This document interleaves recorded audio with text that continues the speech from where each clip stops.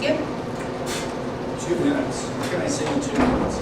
Well, I feel like I'm home. I'm a member of 2 Tea Party groups, 2 9/12 groups, 3, and so I'm here to some degree because of Tea Party members, because I have spent a lot of time with folks like me, traveling around the country, going to Washington, meeting with our representatives, and feeling as though government is not responsible to people, so to speak. I'm a father of 5, grandfather of 9, husband, veteran, and 2 sons in the military. And I'm a conservative, pro-gun, pro-life, but it needs to be a conservative. I'm here and running as a business guy, not an attorney, not a career politician, no aspirations to be a career politician, because I feel I can make a difference. My background and my experience are all about business, how to create jobs, and how to solve complex problems. My objective, one of my objectives and goals, is to be a complement to the fantastic senator we got sitting next to us. She's got 2 years old this year.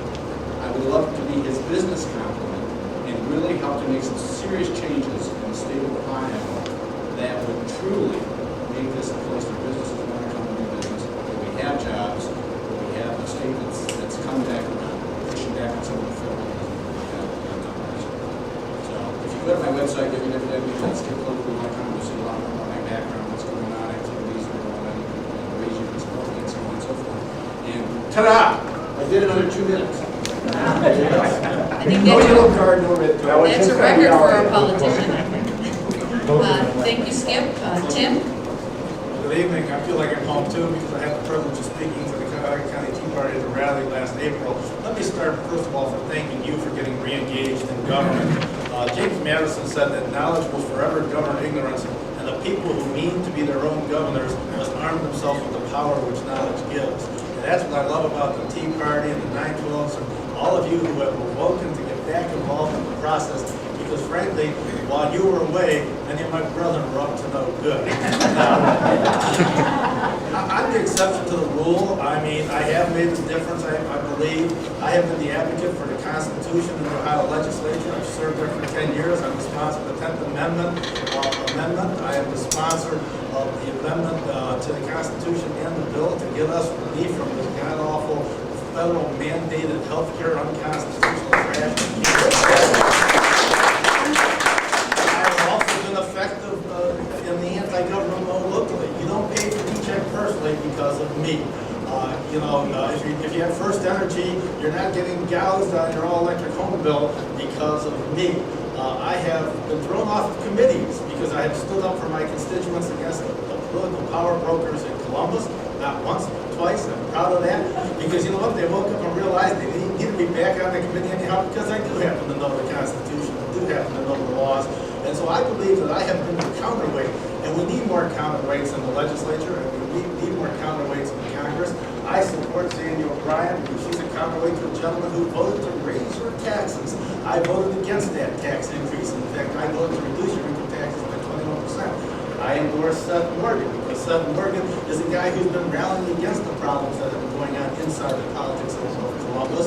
I believe, though, that we need to retake the Ohio House, quite frankly, because I can't get the 10th Amendment out of the Ohio House. I can't get that legislation to give us relief from that god-awful federal unconstitutional health care mandate. We can't get it out of the Ohio House. I need to go back and knock sense into the Ohio Senate. I need to go to the Ohio House now and knock some sense into them. I like Skip. I've taught Skip a lot over the last year. It's just that I need to go to the House and clean up the mess that's over there. So for those of you who are in the district, see my literature. I'm a 4.5-year Army veteran. I've had the privilege of fighting for the folks in my district. I actually got to create this district when we did the redistricting back in 2002, and I hope to go back and clean up the house.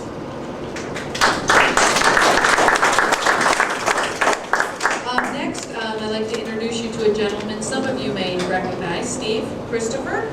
He is a former candidate for Attorney General, and I'll leave it up to you to explain. You may wonder why I travel in the state, which I'm still doing, since I'm no longer a candidate, and the reason is for the same reason that you folks are here. And I'll get into that in more detail. detail. Ralph had asked me to share a little bit about what happened. Let me say that what happened to me was directly related to two people sitting at that end of the table.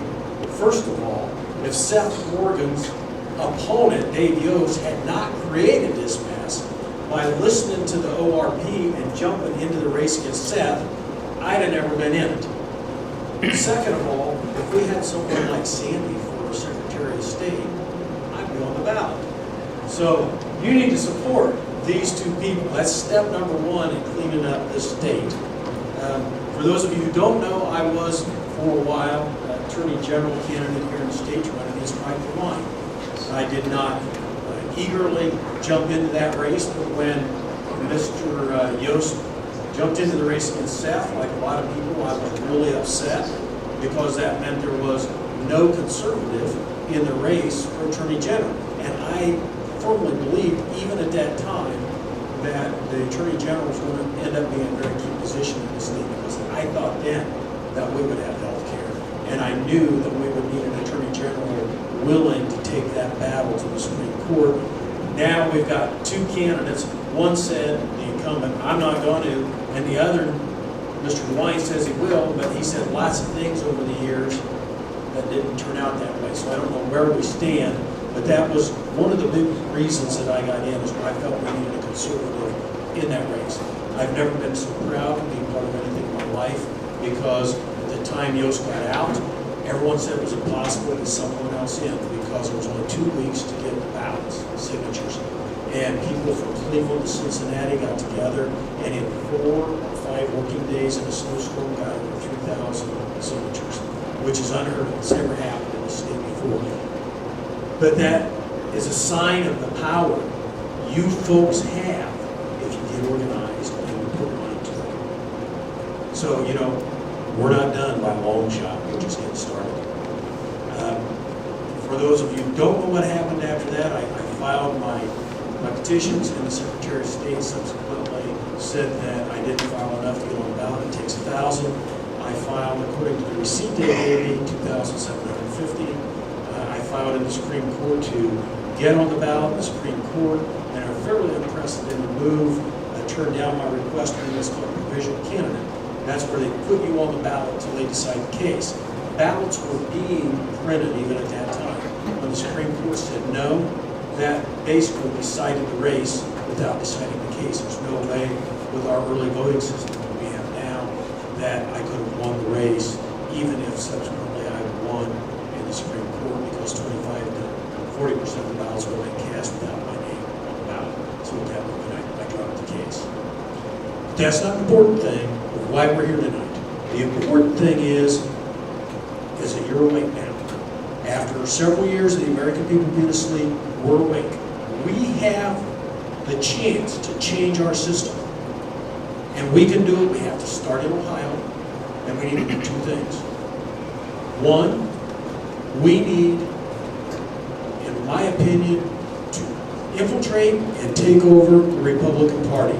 And we do that by getting our people, and when I say our, I mean good conservative people like you folks, our people, in leadership positions. We have 2 of those people here tonight. The leadership positions, the really powerful leadership positions in each party is a state central committee. And there's 1 man and 1 woman from each Senate district that are on that, and they're elected. And most people don't even know these positions exist, but they hire the head of the party, and they have a lot of clout in deciding how things work at the statewide level. And I would like to introduce them to you. Ron Lissy